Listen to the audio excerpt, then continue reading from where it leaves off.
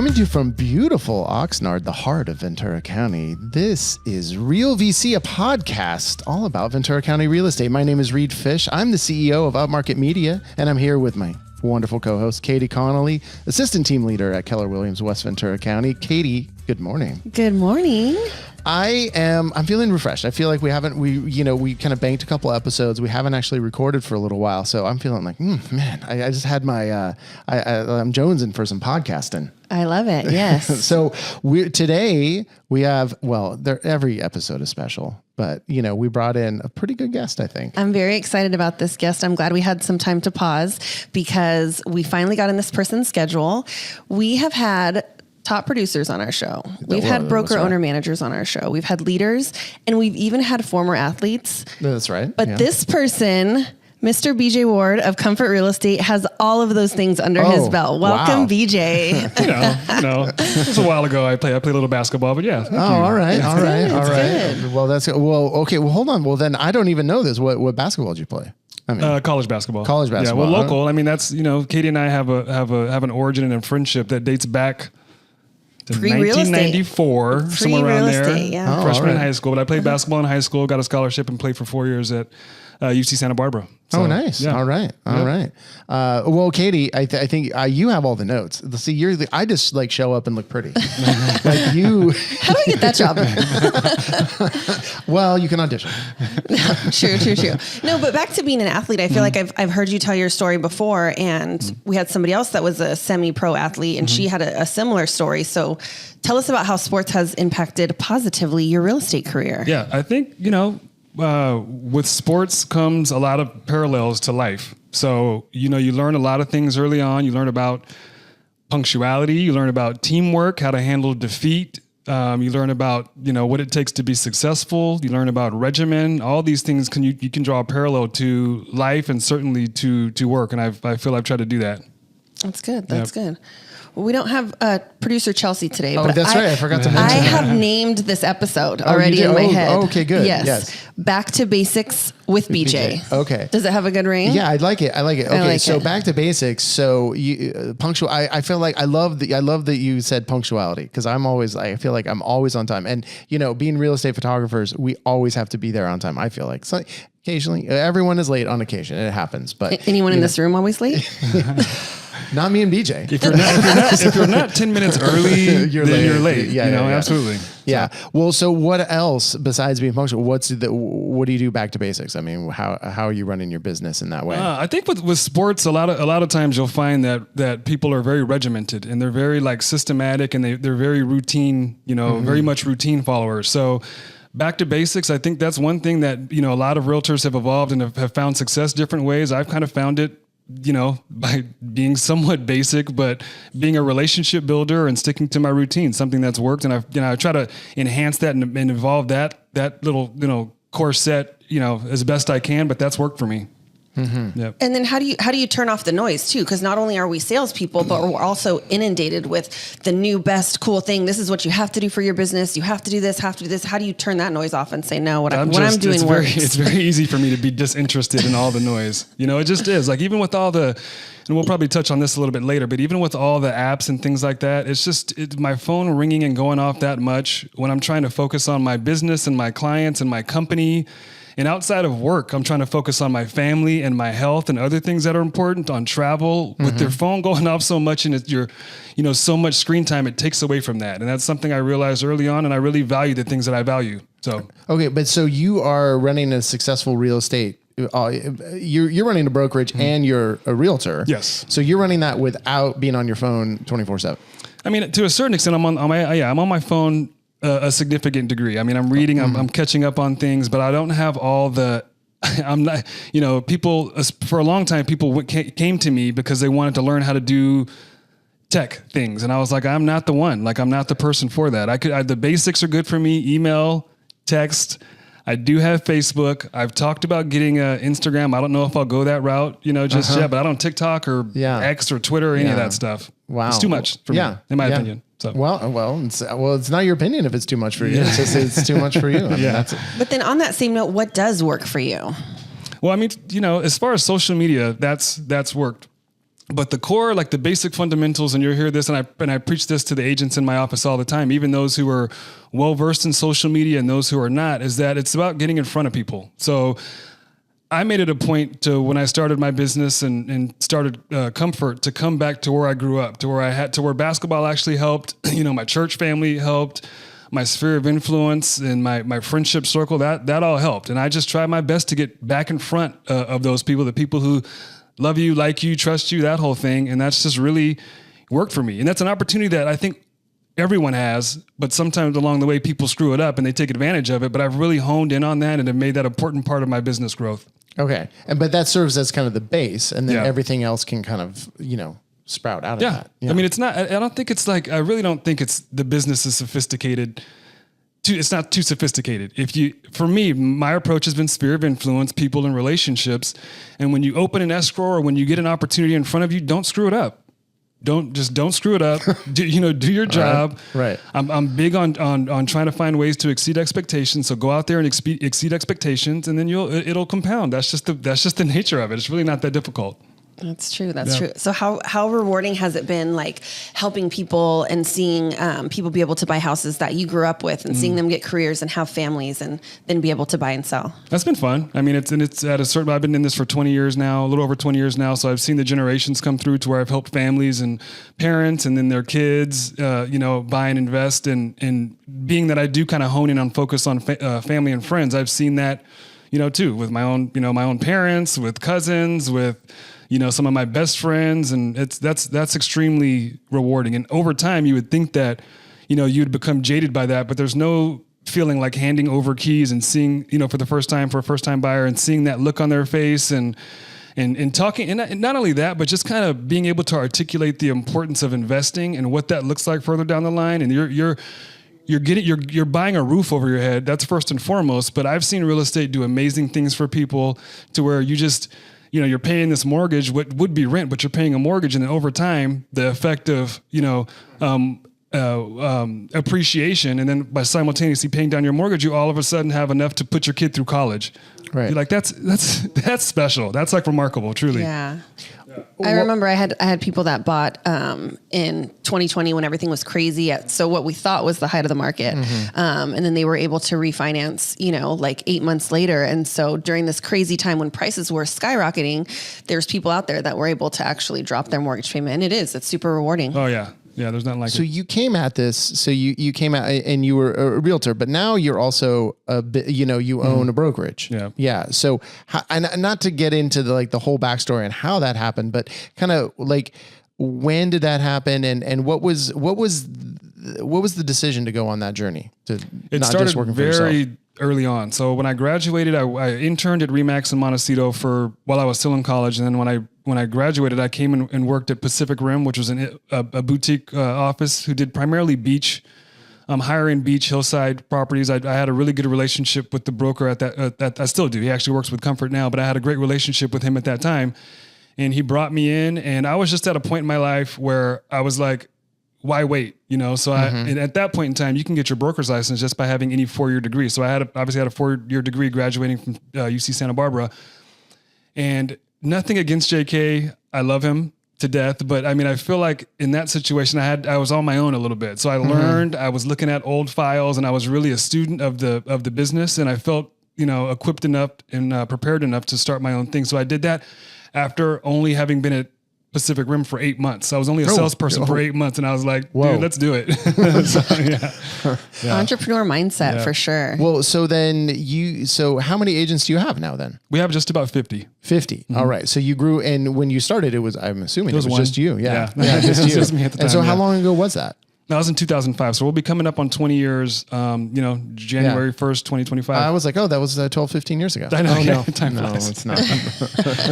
Yeah. How are you dividing your time between, your day-to-day real estate and then growing that team, growing that brokerage? That's a great question. And I think that's something, excellent. Good job. You're doing your job. All right. Perfect. I think that's an evolution, and it comes over time. I can go on and on about the lessons I've learned and the bumps that I've experienced, having started as a one person with no real estate or business background, but just kind of getting the nuts and bolts of it, and then kind of evolving and growing that from there.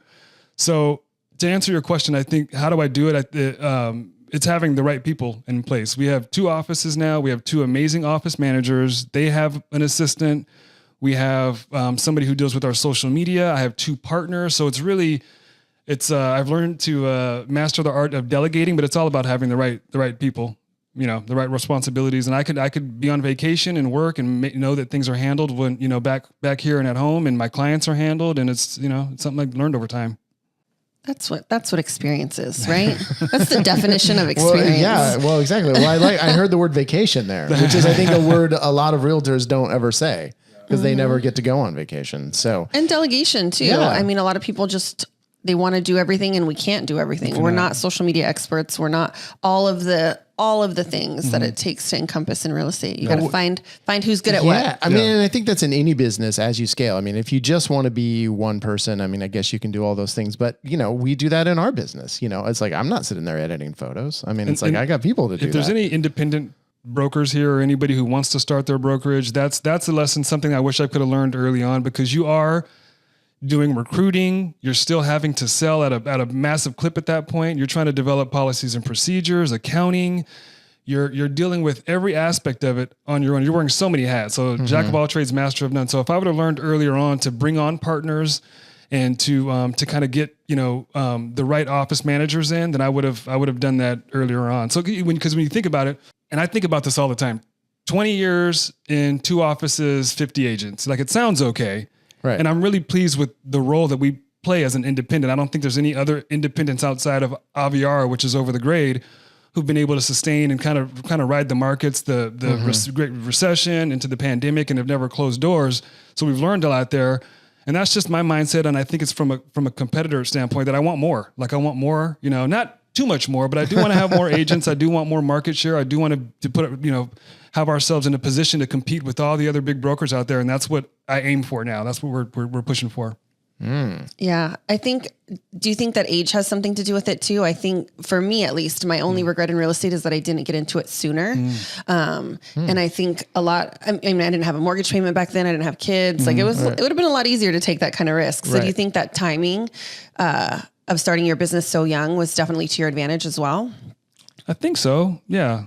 I mean, I wouldn't have it any other way than to have started when I have started. I think hindsight's 20/20, and a lot of the things that I've learned, I wish I would have learned them sooner, but you can't do anything about that. You can just only, work with what you can. But I think it wasn't easy starting as a 22-year-old or a 23-year-old. And I had my own, that creates its own separate mental, being a minority and there's not a lot of African-Americans here. There's certainly not a lot of African-Americans who are buying real estate. So my clients didn't really look like me, and they certainly weren't my age. So that was certainly a mental block that I whether that's, that I put that there myself or whether it was reality, it was something that was on my mind, but you overcome that. Yeah. I mean, well, and I kind of want to, just really hammer in on because it's just something that we found in our business, even at Upmarket, is like, and producer Chelsea's not here, but produces this podcast, but she also kind of runs our office. And until we had someone doing that, it was impossible for us to scale. I mean, it just is like, there's only so many hours in the day. So once you grow your team, and now we have, several photographers, all that kind of thing, then we've been able to actually grow the business, and we can do things like have a podcast. We can do, whatever else it takes. And, for me as CEO, I have a moment to step back and actually think about the big picture rather than just being swallowed up in the day-to-day grind of it all, which I still do on occasion, or all the time, but at least I can carve out some time to really think. Yeah, you're big. 1,000% speaking directly to me with that. Because you're like, I love what you said about, first off, it's having the right, again, I go back to having the right people. Like, Jennifer Gruley is amazing. And she essentially runs our office, and there's people who I think stick around because of her. She is truly amazing and dynamic and wonderful. But to your point, knowing that that's taken care of allows me to go out and think outside, the box a little bit. Like, what's the next thing we need to be doing? What's the next marketing angle we need to take? How do we how do I really make it so I maintain retention and my agents don't want to leave? Like, what do we need to do? And that's really what my mind's at, or where my mind's at these days. But to your point, that's you're speaking to me with that. Yeah. Well, here's what's next, BJ, is we're going to take a little break. We're going to have our social media sidebar. We're going to come back. We're going to talk marketing. And at the end, I mean, this guy is so like clear, concise, and thoughtful. I cannot wait for his action item. Uh-oh. I'm nervous. You should be. All right. We'll be right back.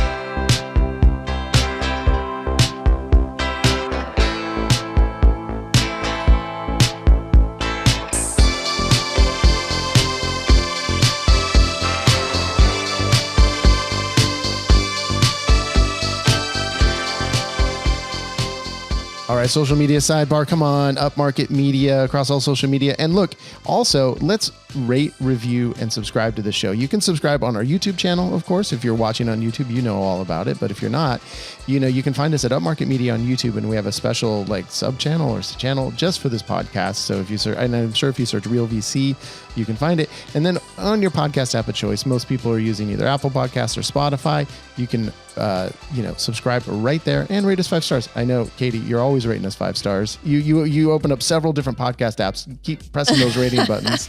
5 stars, yes. Yeah. So, but where are we finding you on social media? So you can find me, Katie Connolly Realtor, on Instagram, Katie.Connolly Realtor. Sorry about that. Yeah. Katie Connolly on Facebook and LinkedIn. Yeah. Well, and BJ, so what's your Instagram? Yeah. So this is, okay, first off, I'm intimidated by this equipment. Okay. Technology, the recording equipment everything. is what he's speaking of. Yes. And all the apps and stuff Katie just rattled off, and steam was almost came out of my ears. You can find me at my office. No, you can find me at on Facebook. Just search my name, and I'm thinking about an Instagram. I need to talk to some of the younger folks in my office. He's thinking about an Instagram. It's almost like we're back in 2012. Yep. Yeah. I'm thinking about an Instagram. Oh, I'm ashamed over I here. follow your company's Instagram though. It has some pretty good stuff. Yeah, they do good. Yeah. And you asked me what it was, and I was like, I don't even know what is it the handle? Yeah. At. Yeah. It was just what you can search for. Okay, so we'll come back to that. But in all seriousness, so you are at this point, I think you have to make a conscious choice not to have Instagram as a realtor. So you've made that choice. What is behind that? And why? And does that still work for you? Do you think? It's hard to say if it works for me or not, because I don't have much to base it on, because I don't have an Instagram. I like to think it works. I like my quality of life, and I think that's what it boils down to. There's so much from a tech standpoint that's thrown at you as far as ways to connect, and I get it. I felt like Facebook was working for me. I have fairly high traffic on Facebook when I post listings, or when I bring on a new agent, or when I close a deal. So that I feel like that's been working, but I'm not, I know it's 12 years behind. I'm not completely closed off to the Instagram idea. If you see me on Instagram in like a couple weeks, then know that's, you guys were compelling enough and got me to jump in. But, it's just kind of cool. I just didn't want my phone buzzing. Yeah. Well, much. The other thing is, and just to go back to what we talked about in our last segment is, you can have someone do your Instagram for you. It doesn't have to be you. I mean, because Instagram is a tool, right? And there's a lot of different ways to use it. So it can be very personal in that you do it yourself. But I mean, most big accounts, or many big accounts, have people who are a social media manager who's out managing that social media. What do you guys got, stock in Instagram or something? I'll consider it. We'll see. No, I'm not trying to convince you. I'm just, this is definitely another reason I was excited to have BJ on the show, because I think there's something to be said about just the mystery of it all, right? Like, people know that you're successful, they know that you own your own business, but you're not flaunting it everywhere, know? And so it's kind of nice to keep that to yourself and then still have everything work for you. It shows that you are doing things right and you have a strong foundation, rather than saying, I'm great. Well, look at what I'm doing. And it's also a little bit of contrarian thinking. And, sometimes that contrarian thinking is actually the way you can grow your business. It sets you apart from other people. But, people also search Instagram for right. It is also social proof. I mean, I think there's clear upsides to being on Instagram, and I think there's some clear downsides too. Yeah. I feel like I do Facebook because I need to have some form of social media presence, right? Yeah. But I'm the first person to and I know it's kind of, from a humility standpoint to even say this. It's like, well, you're not humble if you're saying this, but I don't want the attention. I don't like being called people's boss. I don't want to be really elevated in that way. I just want to be supportive of my agents, and they know, where I stand and kind of what's important. But I don't want to, from that standpoint, I don't need to be like elevated. I don't want the attention. I really don't. I promise. Well, that's why you came on this podcast. Yeah. So, all right, well, let's take another quick break. We'll be back. We'll talk marketing, and we're going to end with our action items. Sounds good.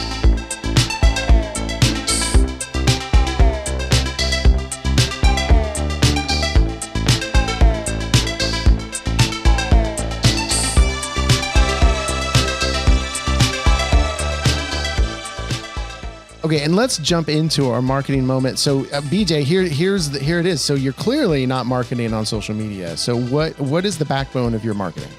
The backbone of my marketing is old school, tried and true sphere of influence. That's it. It's not sophisticated. It's. I always hate saying this, but it's touching them. Touching them through whether it's letters or whether it's pop buys. Handwritten letters are like one of my favorite things to do. It takes some time, but the responses that I get from that it's well worth it. Anniversaries, once we have a closing, they get a handwritten letter even on that every year in perpetuity. And it's Facebook too. I do, again, not super well versed on social media, but I do know how to leverage Facebook from a relationship standpoint, and that's what it goes back to. Well, what's a pop by? So you just pop by their house?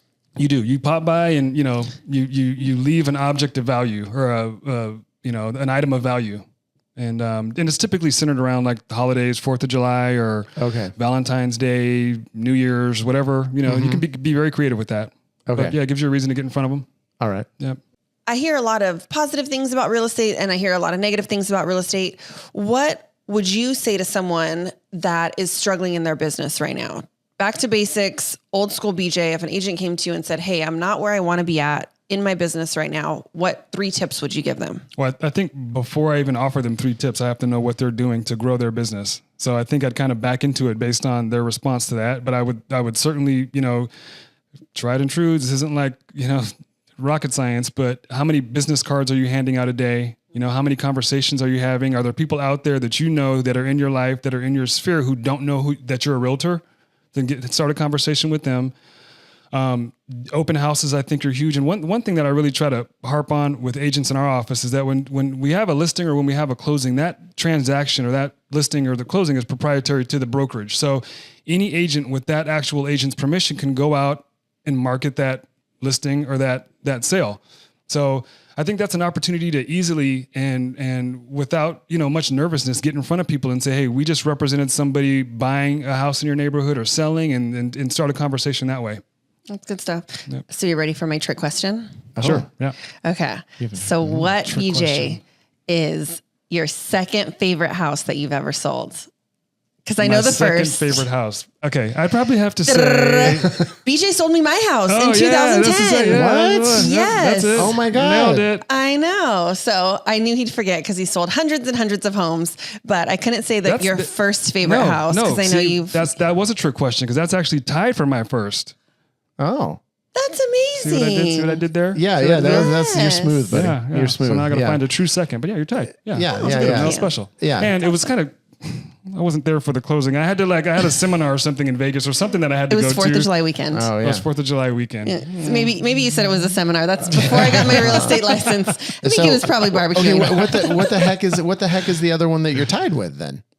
Yeah. I mean, well, it's like Katie's 1.5. So when I help my mom buy her, okay. Yeah. Say no more. There you go. That's a pretty good one. So she's 1.5. Yeah, and you and your family have bought and sold houses too. So that's for sure. But how are you marketing to people outside of your sphere, right?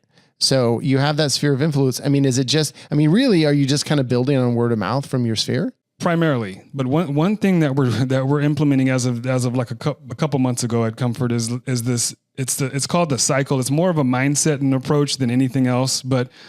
Again, going back to that, once you get a listing or you close a buyer, then you have 3 months. You give yourself 3 months to either take another listing or write an offer or get a commitment from another buyer within that time frame, having used that closing that you just had. So that's outside of my sphere of influence. It may be my sphere of influence, the actual closing, but putting pressure, if you will, on myself to go out in that immediate neighborhood to find another deal, to scrap and fight for another deal, and to be outside the box thinking, whether you're hosting a garage sale for the HOA or you're dropping off flyers at the local businesses, whatever you're doing to try to be creative and to find another transaction within the immediate area of that closing, that's one thing that I am and we're doing.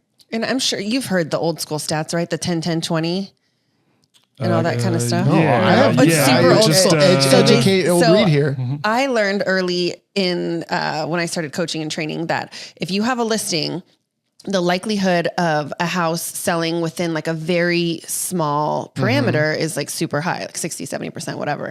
So when you get a listing or when it closes, whatever the case may be, you go 10 doors to the left, 10 doors to the right, and then 20 doors across the street. So touch those people in that sphere. Well, let me just finish that thought, is that agents oftentimes get so bogged down with the actual transaction and the escrow itself. They're so, micromanaging the inspections and the flow of paperwork that you just neglect exactly what you said, Katie, which is what I'm talking about as far as the cycle is concerned, is to focus on that growth. Because what's going to happen is you're going to open up an escrow, close an escrow, have given no attention to the growth of your business and magnifying that experience. And then you're going to be back at square one, twiddling your thumbs, wondering where my next transaction is coming from. Yep. And we see that the life cycle of a realtor. And you see what makes busy realtors busy. The Liz Donnellys and the Shanes and all those people over the hill who are super busy is that they've got systems and they got it figured out. They don't just focus on one deal at a time. They focus on 7 deals, 8 deals, 10 deals. Yeah. Exactly. Well, and it's funny with that, that a house is more likely to sell on a similar street. Cause I've noticed now, having had a real estate media company for like 10 years, we do see that where you get a cluster of shoots all right in one area. But what I've also, I have literally no data to back this up, but anecdotally, I have noticed that once a house sells, I feel like it's far more likely to come back on the market within the next 5 years than the house next door. Because the amount of times that we have reshot the same house for a different realtor, even, for it's actually people moved in and then whatever didn't work out or they're going to upgrade again. I feel like there's got to be some bump in the probability of that happening over just the generic house next door. Again, I don't have a science to back that, but I think you're probably right. Now that I'm thinking about it, and I'm thinking about even the stuff that goes on my street. I'm like, yeah, there has been more turnover with these few houses than it has with the rest of the street. Yeah, it's crazy. Yeah, and there are stats on that. I also don't know them off the top of my head with the National Association of Realtors that in resale, a lot of people don't use the same agent simply because they forgot their name or don't have their contact info.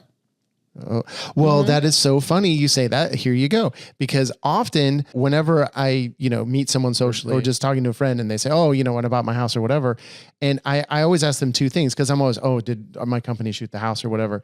And I say, who was your agent and who was the listing agent?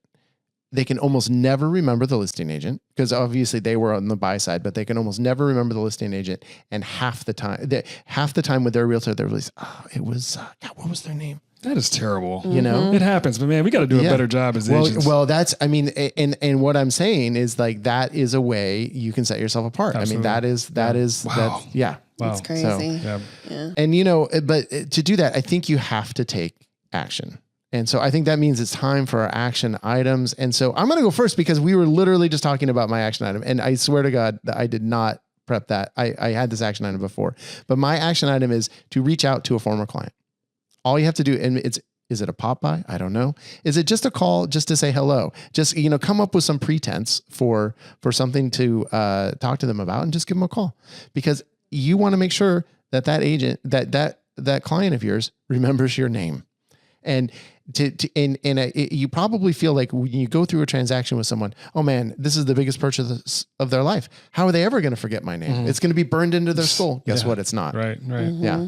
And there's so many names involved in the transaction. We see those email threads and it's like, who's assistant? What's escrow? What's the lender? And there's a ton of names. Yeah. So you got to be the shining star. There you go. Yep. For sure. You ready for mine? Yeah, let's do it. I'm feeling very positive today. Good, yeah. So good. I really want, and I've been out and social and then I get locked behind my computer. So I want everyone to compliment someone on a job well done in real estate specifically. Oh, no. Or real estate podcasting. Yeah. So if you've worked with someone or somebody had great photos, just real estate related compliment. Okay. Yeah. Yeah. All right. That's a great. good one. I would Katie, wonderful job hosting the show today. Oh, dang it. Thank you. Yeah, you're welcome. Yeah. Reed, great job at First Wednesday last night. Oh, thank you so Meeting much. people. Yeah, all right. You guys got one for me? A compliment for me? Go ahead. Just okay. We'll get to that later. Yeah, maybe BJ, later, I no, don't thank you for carving time out of your busy schedule for us and coming Right. down Well, here. hold on. That's I the was wrap-up fishing stuff. for that. Yeah, I know you were. It was very clear. Yeah. But we did hear Yeah, but that BJ has two. yeah, two Well, action I mean, items, one of them I already touched on, but we will. So look, I think realtors, to a certain extent, it's a very level playing field. We all use the same forms. We access the same MLS. We have the same inventory to a certain extent to sell. It's a very level playing field. But how do you, as agents, distinguish yourself and make yourself set apart? So the challenge is to, when you're driving, when you're working with the client, when you've got somebody in front of you, is how do you go out and exceed expectations? Think to yourself, what can I do to make myself stand out and above other realtors and what they're doing in my competition? How do I exceed expectations? Exceed expectations, it'll pay off for you. And secondly, it was just a cycle that I talked about earlier, is finding a way to get more deals after you close a deal within 3 months and challenging yourself that way. That's a good one. Right. Hey, BJ, thank you so Reed. much. Thank you. Of course. Yeah, it was a pleasure to meet you today. And I want to also thank Katie, of course, and I want to thank our listeners. Of course. Yes. Thank you for Without listening. them, what do we have? Nothing. Exactly. Honored to be here. Thank you, guys. Yeah, all right.